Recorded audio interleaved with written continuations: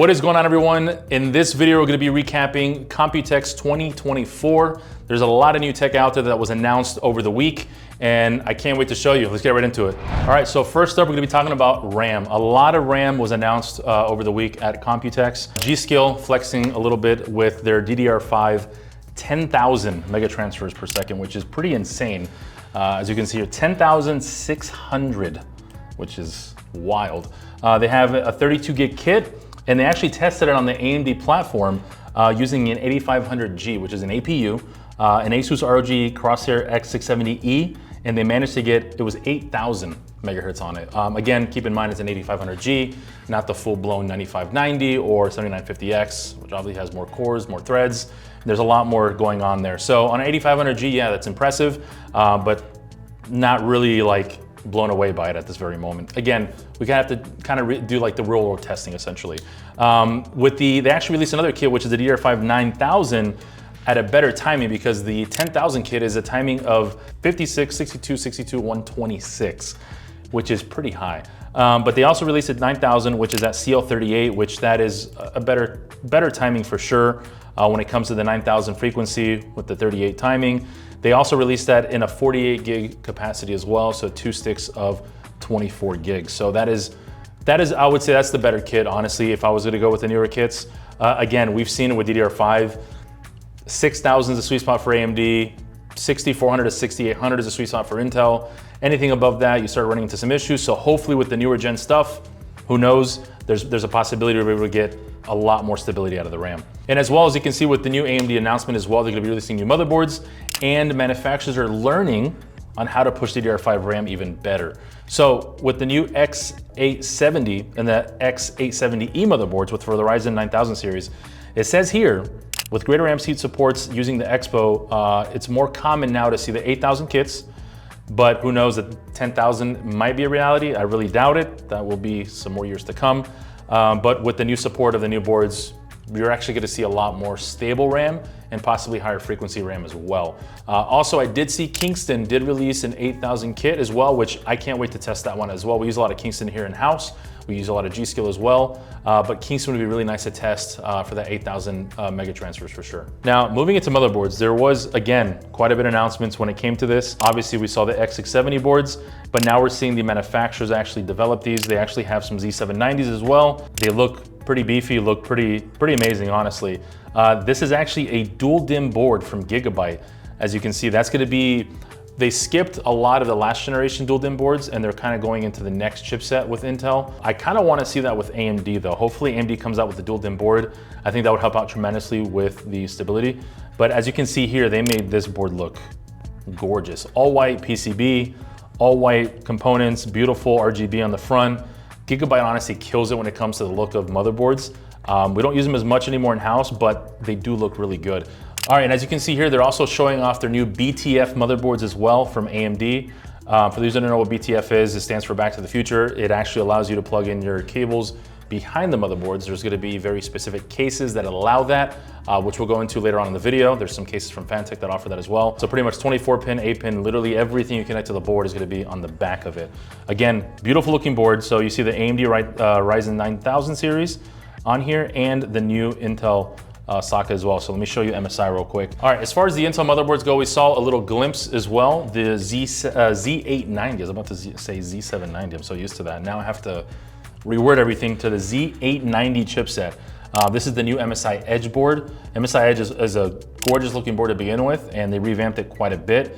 So this is gonna be, again, a new socket. It's the 18XX socket. One thing I did notice though, when I was looking at these pictures, all the way here at the bottom, you're gonna see an 8-pin power connector. What that's for is it's gonna draw more power, or actually give more power, provide it to the PCI lanes and the USB hub, because these boards are actually gonna have a lot more USB ports, including 3 USB-Cs, as well on top of that, the USB 3.2s as well. So there's gonna be a lot of data that's gonna require a lot of power, additional power. So that's where you're gonna start seeing those 8 pins at the bottom on most boards. Like even on the Pro series, you see it, there's an 8 pin there at the bottom as well. On the Edge, there's an 8 pin at the bottom as well. And I can show you here real quick. If you look here, you'll see the 3 USB-Cs, a lot of USB ports, a ton of USB ports. There's actually a lot going on there. And the Edge is a mid-range I would say a mid-range motherboard, so it's not even like the top line. So it's giving you a lot of good connectivity. So Z890 motherboards are gonna be pretty fun to work with. Can't wait for those. Diving into CPUs. This is gonna be a little complicated because Intel's changing it up again, especially their name. So it's not gonna be no longer the Intel Core i9, Intel Core i7, Intel Core i5. They changed up the names. Now it's called the Core Ultra 9 285K, Core Ultra 7 265K, and the Core Ultra 5 245K. So name change, and on top of that, not only did they actually changed the names, they actually changed the way the actual architect behind the CPUs as well. So with the new chipset that's coming out from Intel, they're also changing their core count, their threads. It looks like they're getting rid of pretty much hyper-threading on their CPUs. So as you can see with the Core Ultra 9 285K, it's a long name. It's 24 cores, 24 threads, which is the 8 peak cores and 16 efficiency cores. So in comparison to the 1400K before, it was 24 cores, 32 threads, but it was a 16 efficiency cores, and then you times that by 2 with the hyper-threading, it was 32 threads. So there is a lot of changes coming with Intel. The one good thing that I've read up so far is that they did state that it is gonna be 20% more efficient, which is one of the biggest issues right now we currently have with Intel is, yeah, the Intel Core i9 is one of the fastest CPUs on the market. The problem is they're pretty much frying themselves over time. It can be anywhere from a span of a month, it could be up to 10 months. So hopefully with the new series, it becomes more efficient, and that will, it says 20%. So if that does, that's gonna help tremendously, and hopefully that actually helps out with cooling the CPU even more as well. That's gonna bring down temperatures.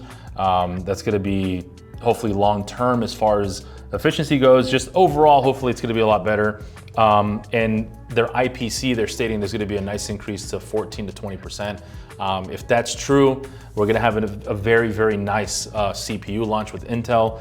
And it's gonna be, again, a very, very competitive scene when it comes to the CPUs. Speaking of competition, let's talk about AMD. So as you guys saw, I spoke about it earlier, the new chipset, the X670E from AMD. They also announced the 9000 series Ryzen CPUs. Looking on paper spec-wise, hopefully, they did say that their IPS is increased by about 14% across the board. The 7950X and the 9950X is very similar in specs. The biggest difference I did notice, the cache. So we're going up to 80 megabytes of L3 and L2 combined cache. Turbo frequency is the same.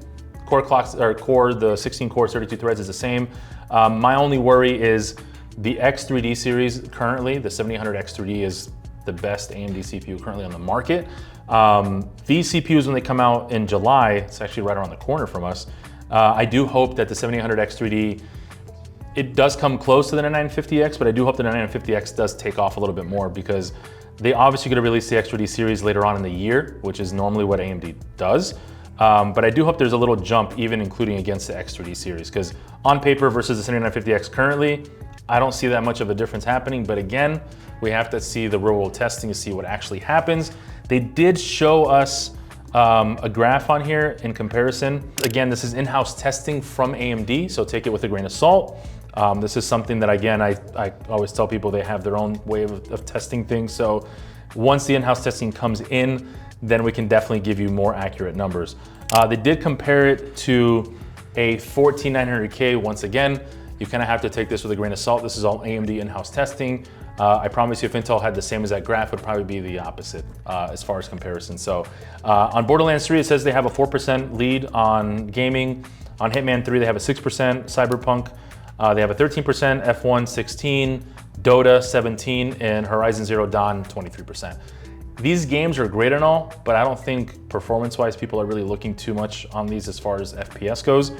The real test would be with competitive gaming, like you have your Warzone, Fortnite, Apex not so much, but more competitive gaming is the FPS boost that we're looking for. And for myself, I would love to see it on Star Citizen. Who knows, maybe it performs better on that game because it is a very CPU-bound game. But yeah, that's pretty much it for the CPU side of things. Let's head over to cases now. So moving into cases, there were a lot of cases announced. So these next few cases I'm gonna talk about are just ones that caught my eye. First, starting off with the Fractal series. We're here on Hardware Canucks' Twitter page, and they took a beautiful picture of the new Fractal Mood. It looks really nice. It has like this cloth or this fabric around it. So it makes it look very, I don't know, kind of looks like a speaker. It blends in very well if you put it, I feel like it's more like a home theater setup, but I think it would look really nice on a gaming setup as well. Also the Era 2, which again, very sleek, small, that wooden grain on top. We're starting to see this fusion in this industry of a lot of cases with wood. We did a whiskey barrel a long time ago, but that was 100% wood for Gathalion. But now we're seeing like this modern look with this nice wood finish, which looks really good. One of my favorite cases is one of the Fractal cases with that nice wood finish in the front. So these two really caught my eye on this. Let's move on to Be Quiet real quick, because they actually released something else that I really liked as well that also caught my eye, was called the Be Quiet Light Base. So this thing, as you can see in the different pictures, you have the standard upright.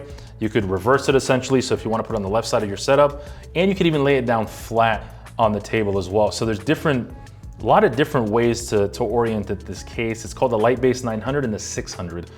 They also introduced the Light Loop as well, the AIO, their new light wings, Dark Rock, the Pure Power 12 power supplies. They did a lot of announcements at Computex this year. So nice job on that one. That case is really nice. I like the way they did the RGB too. Kind of wraps all the way around the outside there. I know Leon Lee does like the little strip thing, but this is actually pretty nice looking.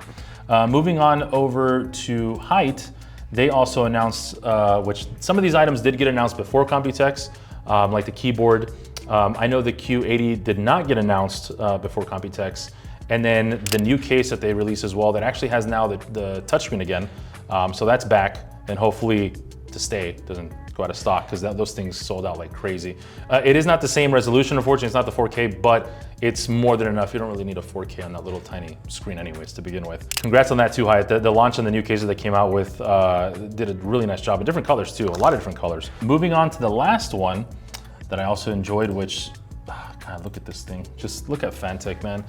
Fantech cases, they do a really good job of innovating. I mean, this is so different. I mean, just look at that. Beautiful case, very new. So this is, to me, this is another innovation in the space. This is supporting the newer boards that are coming out as well, with the back cables as well behind the motherboard. So you could use that, or you could use just the newer, or the standard motherboards as well. So really cool looking case. They came out also with the new G400. Looks really nice as well. The fins in the front did a nice difference in looks. Again, the P400 was a really big seller back in the day, so the G400A is going to be a really nice case in the future. Also, again, supporting the new motherboards for the back cable support as well. They also announced their new fans, their new AIO as well. They have a lot of things coming out, and a whole new entire pretty much kit to go essentially for water cooling. They have hard tubing and they have soft tubing. And just to touch on it real quick, their fittings, as you see it there, if any of you have done ever custom loops, the actual fittings, you actually just slide the tube in, the teeth lock the hard tubing in, and you can't remove it. You just push down on the fitting and then it slides right out. So it's gonna be a very, very simple DIY setup for sure. All right, and that's our recap for Computex 2024. Thank you so much for watching. Make sure you subscribe.